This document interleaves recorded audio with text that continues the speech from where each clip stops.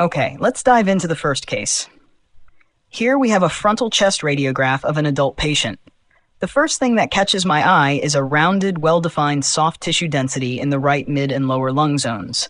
It's creating obtuse angles with the mediastinum, which makes me think it's an anterior mediastinal mass.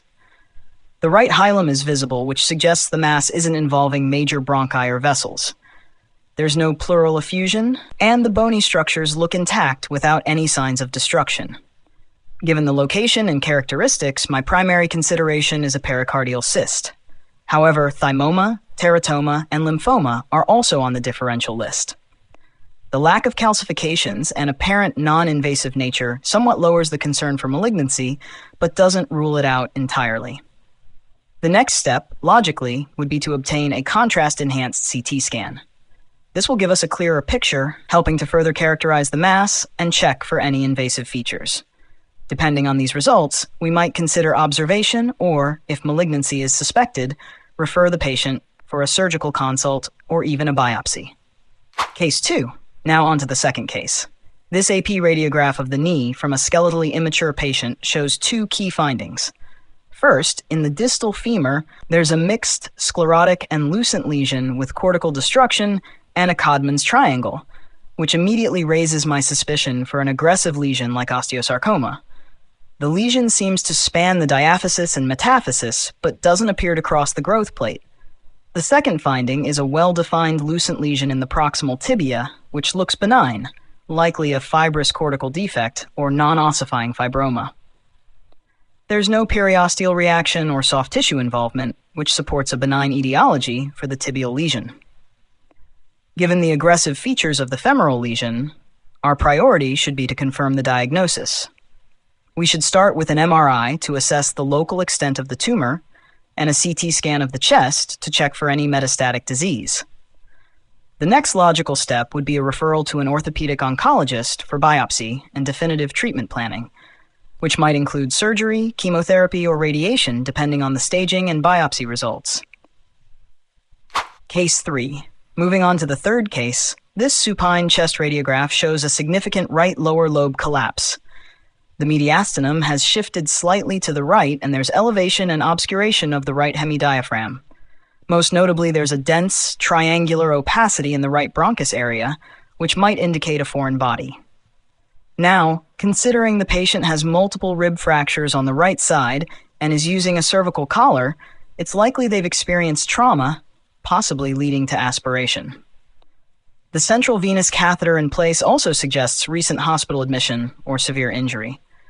The differential includes a foreign body, a mucus plug, or an obstructing lesion, potentially related to the trauma. We need to act swiftly here.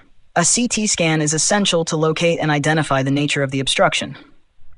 Depending on what we find, a bronchoscopy might be necessary both to diagnose and to remove the foreign body, if present.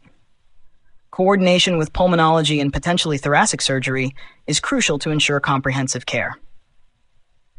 Case 4. The fourth case presents dorsopalmar views of both hands. What stands out is the asymmetrical erosive changes primarily affecting the dip and pip joints. The right little finger's pip joint appears ankylosed, while the MCP and wrist joints look normal. There's no evidence of periosteal reaction, soft tissue swelling, or calcification. This pattern, especially with distal joint involvement and ankylosis, is most suggestive of psoriatic arthritis. However, we should also consider rheumatoid arthritis and erosive osteoarthritis. Psoriatic arthritis is particularly likely here given the sparing of the MCP joints and the presence of ankylosis. Further clinical evaluation is needed, including a thorough examination for psoriatic skin lesions. Additional imaging might also be warranted to assess for axial involvement or other joint abnormalities. Given the findings, I'd recommend referring the patient to a rheumatologist for comprehensive management, which could involve systemic treatments such as DMARDs or biologics to manage the disease and prevent further joint damage. Case 5. Finally, in the fifth case, we have an AP erect chest radiograph showing free subdiaphragmatic gas, which is highly suggestive of pneumoperitoneum. There's also a rounded mass near the right heart border. The patient's history of a left mastectomy and recent internal fixation of the left humerus indicates previous breast cancer and possibly metastatic disease. The findings are concerning for metastatic breast carcinoma, potentially with lung metastases.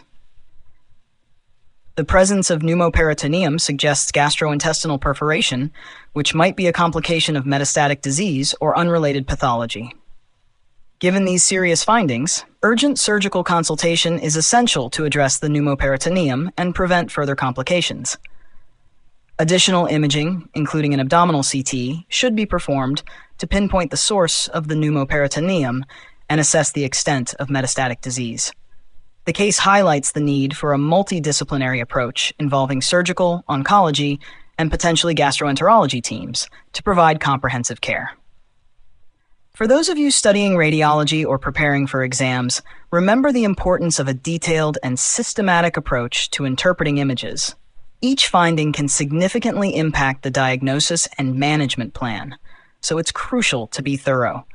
If you find these discussions helpful, consider subscribing to the Radiology Made Easy YouTube channel. We provide a wealth of educational content, case studies, and tips to help you succeed. Don't forget to hit the notification bell to stay updated, and best of luck with your studies and exams.